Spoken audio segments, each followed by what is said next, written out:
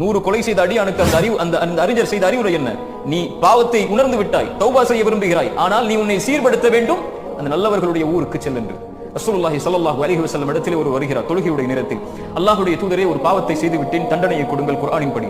ரசூலுல்லாஹி ஸல்லல்லாஹு அலைஹி வஸல்லம் அமைதியாக இருக்கிறார்கள். அதற்கு பிறகு அவர் ரசூலுல்லாஹி ஸல்லல்லாஹு அலைஹி வஸல்லம் தொழுகை நடத்துகிறார்கள். அவரை தொழுகுமாறு ஏவுகிறார்கள். அவரும் தொழுகிறார். தொழுது முடித்ததற்கு பிறகு அல்லாஹ்வுடைய தூதர் இடத்திலே வருகிறார்.